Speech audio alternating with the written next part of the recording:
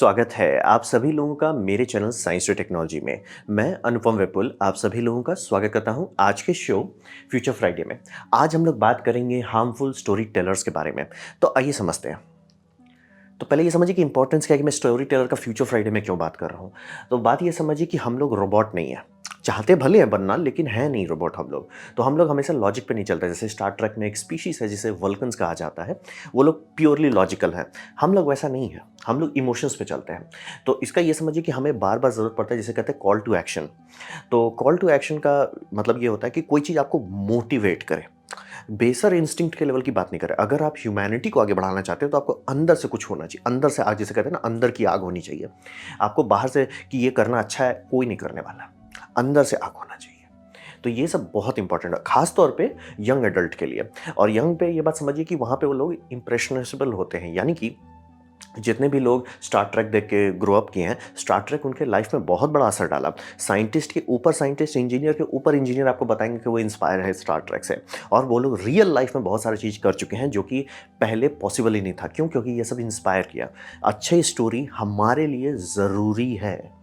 और यहाँ पे ये समझिए कि लाइफ अल्टरिंग होता है। अगर जैसे कि मैं साइंस में बहुत इंटरेस्टेड नहीं था, पहले समझ में ही नहीं आता था, लेकिन आयरन मैन 1 मैंने देखा था और बचपन में देखा था, इस बड़े थिएटर में देखा था, दिमाग हिल गया, मैं पूरा फोकस हो गया उसके पीछे। बहुत लोगों के साथ हुआ है कि कोई उन्होंने देखा, वो कॉल टू एक्शन उनको हिट कर गया और वो अपना लाइफ चेंज कर दिए।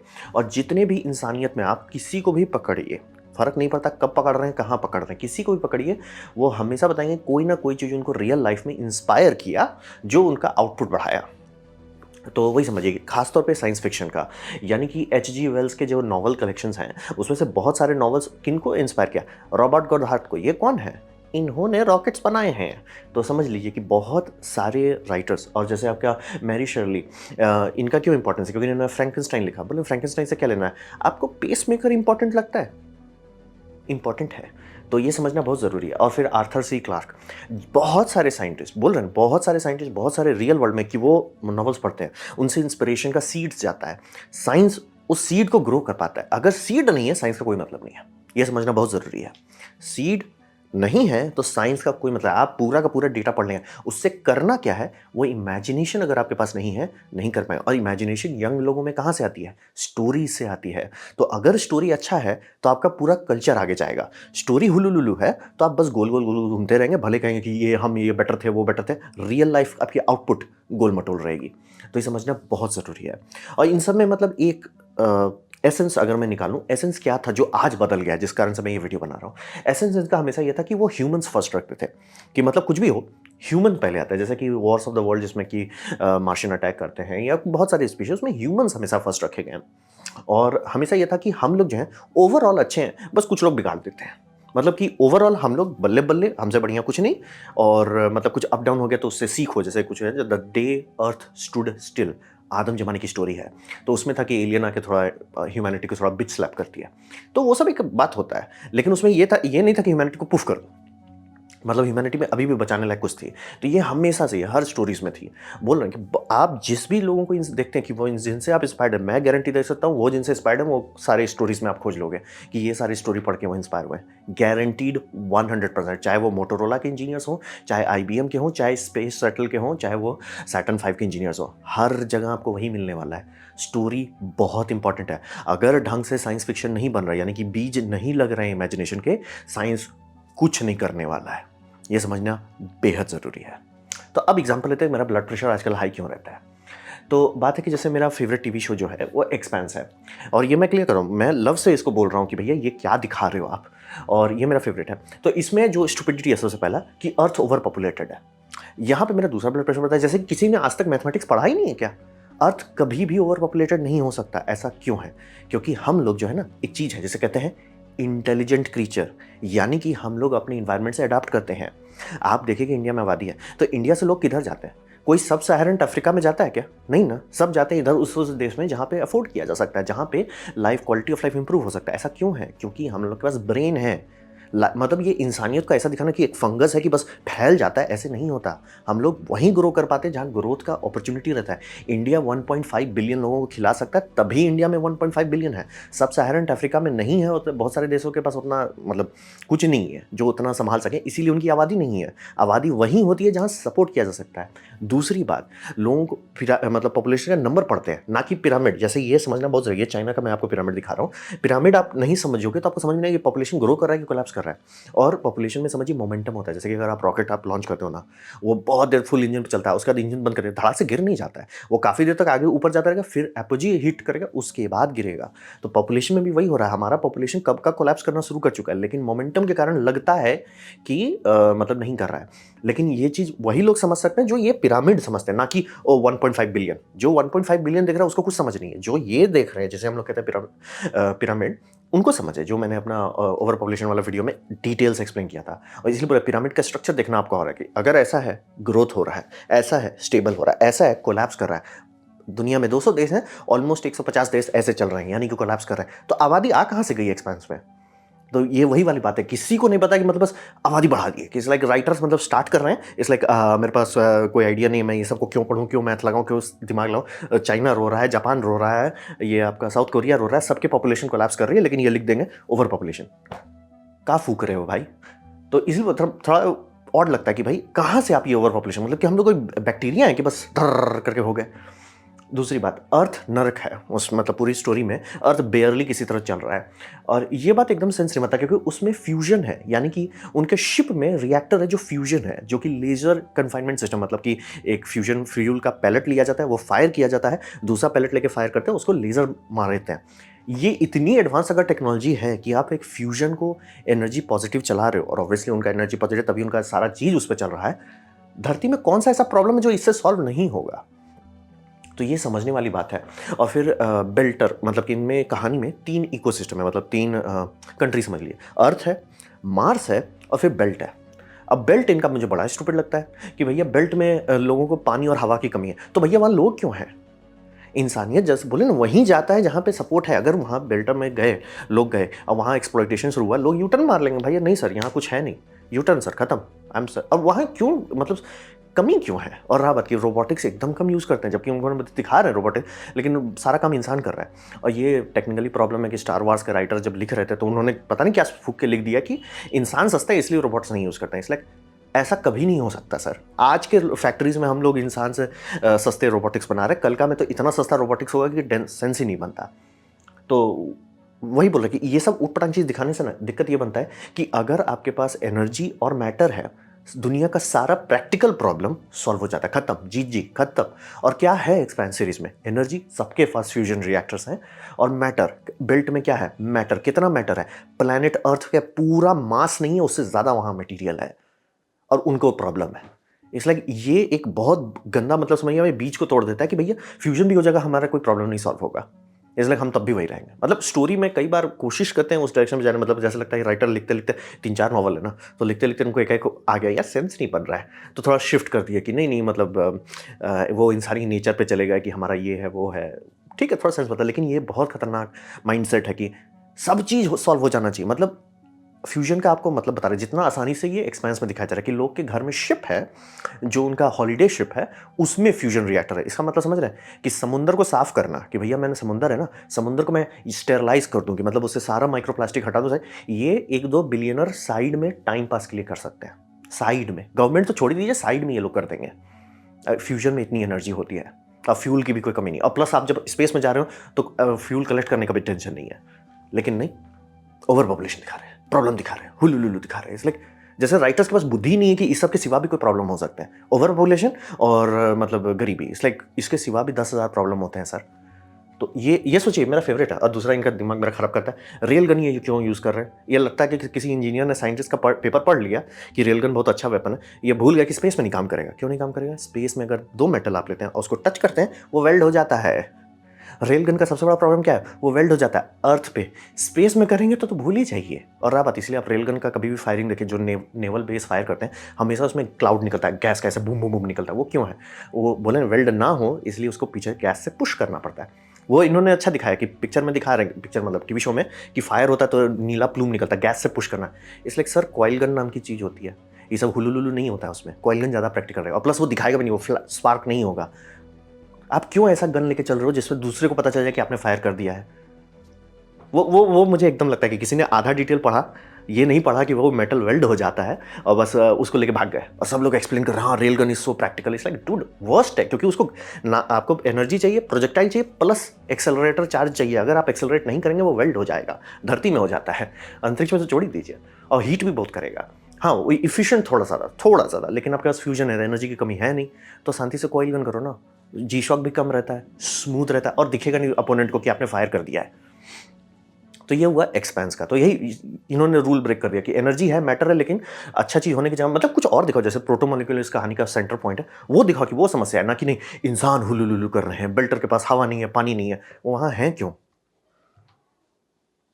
अब बात करते हैं अवतार का, ये रिसेंटली मैंने देखा और टू बी फेयर ये मुझे लग रहा है कि अवतार वाले खुद भी नोटिस करें कुछ ज़्यादा हमने फूक लिया था पिछले वाला में, तो कहानी को मतलब रेट्रोएक्टिवली फिक्स किया जा रहा है। तो इसमें समझिए कि इसमें दिखा रहे कि अर्थ ओवर पॉपुलेटेड और डाइंग है। क्यों, कैसे ये संभव है? क्योंकि इनके पास क्या है, इनके पास कौन टेक्नोलॉजी है? फ्यूजन तो बच्चा टेक्नोलॉजी, इनके पास है ये क्या है? ये है एंटी मैटर रिएक्टर। मतलब आपका इक्वल टू एमसी स्क्वायर का सबसे हाईएस्ट लेवल पावर आउटपुट आता है मैटर एंटी मैटर रिएक्टर में।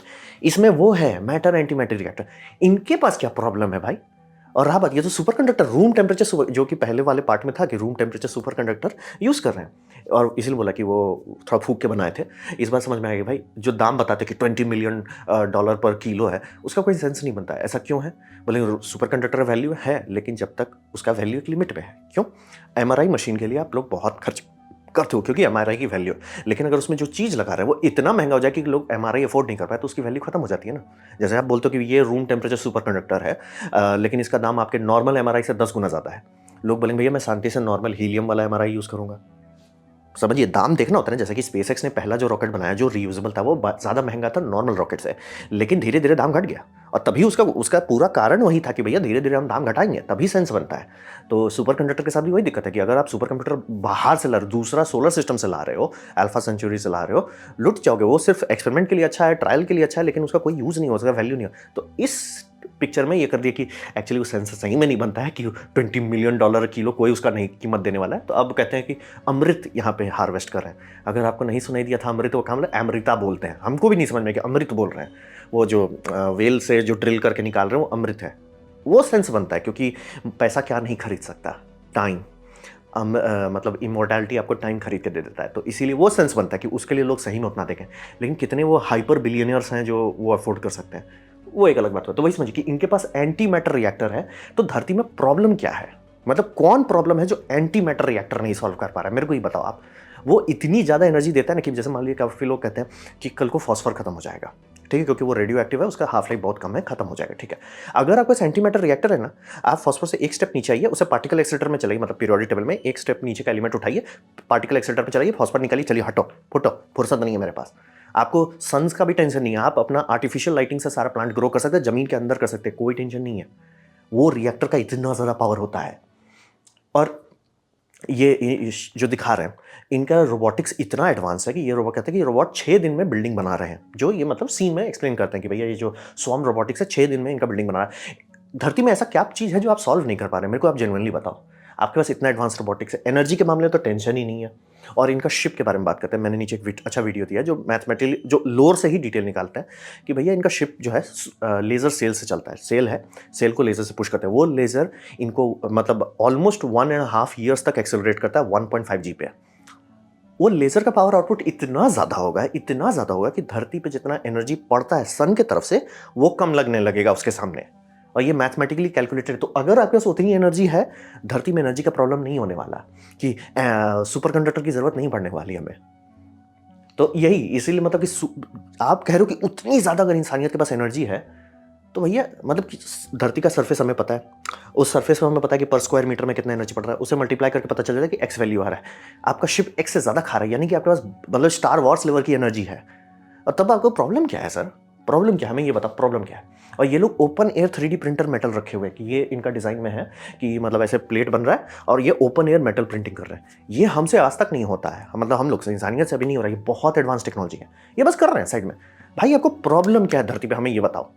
इस लेवल की एनर्जी, और ये समझिए ये इतना ज़्यादा एनर्जी है ना कि इससे मार्स और वीनस टेराफॉर्म करना 5-6 मिनट में होगा। यानी कि जैसे बार आप लोग देखते हो ना, बार बार इलॉन मस्क बोलता है ना कि न्यूक फोड़ दो पोल पे, मार्स गर्म हो जाएगा। भैया इसे लैंड करने भेज दो, काम खत्म। इसे बस इसे हाई थ्रॉटल पे रख दो कि भैया इसको आप नीचे भी नहीं उतरना ना वहाँ लैंड करना। वो इतना एनर्जी डंप कर देगा, इतना ज़्यादा चीज़ बॉईल कर देगा कि भैया काम खत्म, आपका पूरा CO2 एटमॉस्फेयर बन गया। और इनके जो सेल्स हैं वो सेल कई किलोमीटर के हैं, अराउंड 12 किलोमीटर के आसपास का सेल है। वो इतना बड़ा है कि उसे आप लगरांज पॉइंट पे डाल दो वीनस का, वीनस ठंडा होना शुरू हो जाएगा। अब वीनस का टेम्परेचर में भी आप यही कर सकते हो, ऐसे लैंड करा दो, बॉईल हो जाएगा CO2। मतलब अगर आप CO2 को बहुत ज़्यादा हीट करते हो, कोई भी गैस को बहुत ज़्यादा हीट करते हो, वो एस्केप वेलोसिटी पकड़ लेता है, निकल जाएगा प्लैनेट का ग्रेविटी से। एटमॉस्फेयर आप थिन कर दो, थिन करने के बाद उसे चेंज कर लो। इतनी एनर्जी है, ये सब साइड प्रोजेक्ट होगा। तो वहाँ क्यों जा रहे हो आप पेंडोरा में? मार्स है, वीनस में तो ग्रेविटी एग्जैक्टली मैच करती है। तो यही बोल रहे कि मतलब इतनी ज़्यादा एनर्जी होने के बाद भी अगर आप इंसानियत मर रहा है, धरती मर रहा है, इसलिए इनको ऑर्गेज़म आता है क्या धरती मर रहा है, इसलिए धरती मर रहा है। ये मतलब पर्सनली मेरा बीपी हाई कर, बट टू बी फेयर मैं कहता हूँ मतलब क्रेडिट वेयर इज ड्यू, इनको समझ में आ गया कि वो सुपर कंडक्टर वाला वीड फूक रहे थे, इसलिए अमृत है। अब हाँ, अमृत के लिए लोग उतना पैसा देंगे, ये सेंस बनता है कि अमृत के लिए लोग उतना पैसा देंगे। लेकिन हाँ, मतलब पेंडोरा में इन्होंने स्पेस स्टेशन नहीं बनाया था, व्हाट द हेल। खैर, तो ये वही बोल रहे हैं कि इतना एनर्जी का इंसानियत मतलब गधा है जो धरती नहीं संभाल पा रहा है। जो बोलते हैं ना, नील अग्रवाल ऐसे बात बहुत से कहता है कि अगर आप टेराफॉर्म करने का सोच भी रहे हो तो आपके पास कोई ऐसा प्रॉब्लम नहीं है धरती में जो धरती को सॉल्व नहीं कर सकते, धरती को बचा नहीं सकते। फिर अब बात करते हैं छोटा पिक्चर का भी बात करते हैं। एडम प्रोजेक्ट जो है, मैं यहाँ पे टेनेंथ को डालने वाला, लेकिन वो थोड़ा कॉम्प्लिकेटेड हो जाता। लेकिन एडम प्रोजेक्ट का अगर इसमें देखिए, इनमें क्या दिखाते हैं, इनका शिप है, ठीक है, ये इनका शिप है। इस शिप में क्या है, न्यूक्लियर रिएक्टर है, फ्यूजन वाला, ठीक है। और इसका पावर कितना है, ये सिंगल स्टेज टू ऑर्बिट कर सकता है, यानी कि है ऑर्बिट पहुंच गए, खत्म सर, टेंशन मत लीजिए आप, हम सीधे ऑर्बिट पहुंच गए, डायरेक्ट डायरेक्ट, हुलुलुलु नहीं, डायरेक्ट। और इनका फ्यूचर खराब है, मतलब ये लोग टाइम ट्रेवलर्स हैं और फ्यूचर में इंसानियत बूम हो गया है। इसलिए उतना टेक्नोलॉजी होने के बाद इंसानियत कैसे बूम हो सकता है, जरा हमें एक्सप्लेन करो। पॉसिबल ही नहीं है कि इतना ज़्यादा एडवांस टेक्नोलॉजी और इतना छोटा सा रिएक्टर बगल में है। और सोचिए कि क्या रेडिएशन शील्डिंग टेक्नोलॉजी है कि आपका उतना हाई इंटेंसिटी वाली एनर्जी रिएक्टर चल रही है और आप बगल में बैठे हुए हो, फ्राई नहीं हो रहे हो गामा रेस से। उतना एडवांस चीज होने के बाद, नहीं सर धरती तो हम लोग नहीं बचा पाते, धरती में पोल्यूशन है। It's like pollution energy product का आउटपुट है। अगर आपके पास फ्यूजन रिएक्टर्स हैं, वो भी इतना एनर्जी एफिशिएंट और इतना मतलब सेफ कि आप उसके बगल में बैठे हो भूंज नहीं रहे हो, आप जबरदस्ती का नौटंकी कर रहे हो यहाँ पे। मतलब एक होता है नौटंकी, एक होता है जबरदस्ती का नौटंकी कर रहे हो। मतलब 500 रुपया काटो आपका ओवर एक्टिंग का, तो यही दिखा रहा है कि इट्स लाइक। और इस कहानी का पूरा इसलिए कि मतलब एक जो CEO थी वो टाइम में वापस जाके हुलुलुलु करके लपक ली अपना, मतलब अपने आप को पूरा कंट्रोल दे दी। इसलिए ये सारे बैड पिक्चर्स में मैंने ध्यान दिया कि इंसानियत में जैसे कि मतलब सिर्फ 1-2 लोग होते हैं जो धरती बचाना चाहते हैं, और 100% है कि या तो वो केयर नहीं करते, या तो कि नहीं भैया हम भी धरती उड़ाना चाहते हैं। इसलिए उनको सेंस नहीं है क्या कि वो भी धरती में रहते हैं। ये आप मेरे को बताओ स्टोरी में कि कहाँ से आप ये स्टोरी लिख रहे हो कि सब लोग बस nobody cares. It's like sir मैं केयर करता हूँ क्योंकि मैं यहाँ रहता हूँ, मैं यहाँ रहता हूँ, आई केयर अबाउट इट। तो ये सारे बुरे लोग जो मतलब कि धरती को हम बूम कर देंगे, इट्स लाइक सर जाओगे कहाँ। जैसे इसका सबसे भद्दा एग्जांपल था मोर्टल कॉम्बैट में कि मतलब 2 साइड होता है, गुड और ईवल। तो ईवल ये कर देता, ब्राइब कर देता गुड साइड को कि तुमको हम बहुत पैसा देंगे। इट्स लाइक सर तुम धरती जला दोगे तो हम वो पैसा का करेंगे क्या। वही वाला बात रहता है कि इसलिए भूल जाते हैं कि बैड जो साइड है, जो भी बैड साइड है, कि वो धरती पे रहते हैं। और इतना एडवांस्ड है, मतलब इनके पास लाइट सेवर टेक्नोलॉजी है, मैजिकली मैटर, मतलब एक इंसान कितना किलो का होगा, 100-120 किलो, उसको पुफ कर दे रहे हैं। भाई ये पोल्यूशन को आपसे आप पुफ कर दो। तो वही बोला, ये इस तरह का जो गंदे स्टोरीज हम लोग को अब दिखाया जा रहा है कि धरती बूम है। मतलब क्यों धरती बूम हो जा रही है, जब आप सारा प्रॉब्लम का सोल्यूशन कर चुके हैं तो धरती क्यों बूम हो जा रही है बार बार आपकी। ऑर्गेज़म आपको क्यों आ रहा है धरती को उड़ा देने से। तो बात करते हैं इससे फ़र्क क्या पता है, इसे मैं कहता हूँ स्लो पॉइजन। तो स्लो पॉइजन का मतलब ये होता है ना कि अगर आप होपलेस स्टैंडर्ड बार बार दिखाते हैं कि अवतार जैसा टेक्नोलॉजी हो गया तो भी हम लोग धरती नहीं बचा पाए, आपका मतलब एडम प्रोजेक्ट जैसा हो जाए, टाइम मशीन बना लिया तो भी धरती नहीं सेव कर पाए, ये कर लिए तो भी नहीं सेव कर पाए, ये कर, मतलब अगर आप ये बार बार बताते हो ना, तो ये यंग एडल्ट, खासतौर पर मैं बता रहा हूँ जो लोग इंस्पायर होते हैं, जिनके जगह पर आप बीज लगाते हो, यंग एडल्ट जो होता है ना, उनको ये दिमाग में बार बार फीड हो जाता है बैकग्राउंड में कि धरती मतलब नहीं बचाया जा सकता। मतलब वो स्टोरी अब जो लिखते हैं वो उसमें है ही नहीं कि धरती बचाया जा सकता, उसमें है कि हम मार्स में चले गए क्योंकि धरती, जैसे कि अगर आप ये देखो टीवी शो देखो फायरफ्लाई, उसमें क्या था कि धरती से कूद के दूसरे उसमें सोलर सिस्टम में चले गए। हर जगह ये स्टोरी कहाँ से आ गई है? अगर आपके पास इंटरस्टेलर ट्रैवल है, धरती को बचाना चाइल्ड्स प्ले हो जाएगा कि अरे हटो यार, हटो लुलु कर रहे हट, वो हो जाएगा उतना ज़्यादा अगर एनर्जी आपके पास है तो। लेकिन यही समझिए कि प्रॉब्लम सॉल्व करने की जगह भागने का लॉजिक इस ये देखिए आप सारे स्टोरी में अब यही दिख रहा है कि मतलब धरती को बचा नहीं पाए, भाग रहे हैं उससे, भाग रहे हैं, भागो भागो भागो भागो। इट्स लाइक भाई जितना भी आपको एनर्जी लगेगा मार्स को टेराफॉर्म करने में, मून को हैबिटेबल बनाने में, वीनस को संभालने में या पेंडोरा तक जाने में, उसका 10% चाहिए आपको धरती को एकदम चकाचक बम बम करने के लिए। और ये सबकॉन्शियस लेयर में इंटीग्रेट हो जाता है। ये सबसे खतरनाक बात है कि बंदों को पता भी नहीं होगा कि वो क्यों बोल रहे हैं कि इंसान का, जैसे कि मैंने बोला था कि पॉपुलेशन कोलैप्स हो रहा है, जो कि बहुत बुरी बात है, बहुत ज़्यादा बुरी बात है। लेकिन हर कोई सबसे पहला रिस्पॉन्स बोलता है बहुत अच्छी बात है। इट्स लाइक मौत कब से अच्छी बात हो गई है, ये हमें बताओ। मौत कब से अच्छी बात हो गई कि नहीं, बहुत अच्छी बात है, सब मर गए। मतलब मैंने लिटरली बोला था कि दिल्ली में एयर पोल्यूशन से क्या लोगों के लाइफ स्पैन का, मजाक नहीं करो, एक बच्चा लिटरली कमेंट लिख दिया कि अच्छा ऐसा होना चाहिए, आबादी घट जाएगी। It's like poisoning humans should not be your first concern. मतलब क्या फूक रहे हो? और यही बोले स्लो पॉइजन। अगर आपको सारे टीवी शोज, सारे स्टोरीज यही दिखाएंगे, आपके दिमाग में बैठ जाएगा और आपको पता भी नहीं रहेगा कि ये बैठ गया आपके दिमाग में कि भैया धरती नहीं बचा सकते, हम लोग छोड़ देते हैं। मतलब अगर कोई बोलता है बायोलॉजिकल प्लेग है, वो भी सॉल्व हो जाएगा। मतलब कोई भी ऐसा चीज़ नहीं है जो हम लोग सॉल्व नहीं कर सकते।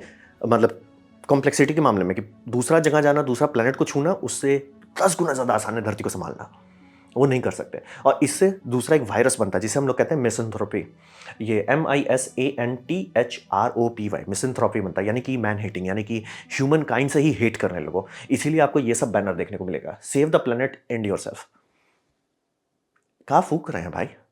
तो ये सब आया कहाँ से? मुझे थोड़ा इसको निचोड़ना पड़ा कि ये कहाँ से आ रहा है कि हम लोग मतलब साइंस फिक्शन स्टोरी लिख रहे हैं जो कि नेक्स्ट जनरेशन को इंस्पायर करेगा। स्टार ट्रेक बहुत सारा प्रॉब्लम सॉल्व दिखाया था, और लोग बोलेंगे इन्होंने शॉर्टकट ले लिया, प्रॉब्लम बस सॉल्व नहीं, उन्होंने दिखाया इसलिए कि वो भरोसा ले रहे थे कि अरे कल का इंसान ये सॉल्व कर लेगा।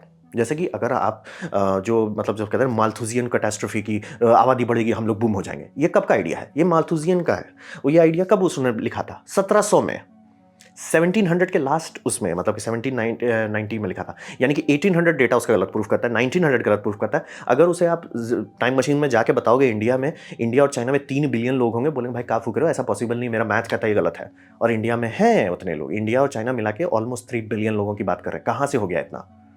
लेकिन फिर भी अभी भी सब लोग ऐसे ऑर्गेजम लेते हैं कि Malthusian catastrophe, you don't know about Malthusian catastrophe. इसलिए उसका मैथमेटिक्स गलत है, समय ने प्रूफ कर दिया है वो गलत है, फिर भी उसके पीछे आप ऑर्गेजम लिए जा रहे हो। ये मतलब ये जो बोल रहे हैं कि ये हेट जो स्प्रेड करता है, ये सब बहुत खतरनाक चीज़ है। क्यों? क्योंकि जब ये हेट बनाता है ना, तो हेट का काउंटर दूसरा हेट होता है। मतलब आप मेरे सामने ये लेके आओगे ना, मैं बोलूँगा अब तो मैं आपको और जलाऊंगा, अब तो मैं आपको और जलाऊंगा। और ये बोलते हैं ना हेट क्रिएट्स मोर हेट। तो जो चीज़ आराम से हम सॉल्व भी कर सकते हैं वो सॉल्व नहीं होता है। मैं बार बार कहता हूँ ग्लोबल वार्मिंग एक समस्या है, लेकिन ईजी टू सॉल्व है, बस वो टाइम कंज्यूमिंग है। यानी कि हम लोगों ने 500 साल का मेहनत से कचरा फैलाया है, तो 200-300 साल तो लगेगा सर कचरा साफ करने, मतलब उतना टाइम नहीं है, फर्क नहीं पड़ता सर, टाइम तो लगना ही है उसको। और रहा बात प्लैनेट के नज़र से देखें, एक सुपर मैसिव वॉल्केनो जो कि 6 बार पहले फूट चुका है, वो बोलेगा भैया ये इंसानियत कुछ कर नहीं रहा है, ये लोग बस हुलुलुलु कर रहे हैं, हम फूटेंगे ना, हटा देंगे। और हमारे पास फॉसिल रिकॉर्ड है जिसमें कई बार ऑलमोस्ट 99% मतलब लाइफ स्फीयर खत्म हो गया था। है फॉसिल रिकॉर्ड में कि ऑलमोस्ट चोक पॉइंट जिसे कहते हैं, चोक पॉइंट बन गया कि सारे स्पीशीज खत्म, इक्का दुक्का स्पीशीज बचे। हम लोग आए क्यों हैं? क्योंकि पिछली वाली स्पीशीज साफ हो गए। और फिर ऊपर स्पेस का तो बात ही नहीं करें, वो तो बूम, उनको डायनासोर से एलर्जी थी तो उन्होंने बूम कर दिया। हम लोग इकलौते ऐसे स्पीशीज हैं जो इसको रोक सकते हैं, हम ही लोग से सब लोग हेट कर बैठ रहे हैं। मतलब भैया ये क्या हो गया? सेल्फ हेटिंग कहाँ से आ गया? ये सब लाइन बहुत खतरनाक है और मुझे समझ में नहीं आता कि पहले क्यों नहीं था, अब क्यों है। तो वही समझ में आ गया, स्टोरीज हमारे करप्टेड हो गए हैं। हमारे स्टोरीज इंस्पिरेशन के जगह पे, ग्रोथ के जगह पे, होप के जगह पे कि भैया अलग प्रॉब्लम है उसे सॉल्व करो। मतलब कि पूरा स्टार ट्रेक को देखिए कि सारा प्रॉब्लम सॉल्व हो चुका है, दूसरों का प्रॉब्लम सॉल्व कर रहे हैं। और उसमें आगे इतना आगे चले गए कि मतलब हेल्थ केयर कैसा है, ऐसे आप स्कैन किए, अरे आपका ये बिगड़ा है, ऐसे टुक टुक टुक, ठीक, जाओ खुश रहो। डॉक्टर्स उसको लेके इंस्पायर्ड होते हैं। इंजीनियर जो मेडिकल साइंस में काम कर रहे हैं उस पर काम कर रहे हैं कि भैया मुझे वेब बनाना है।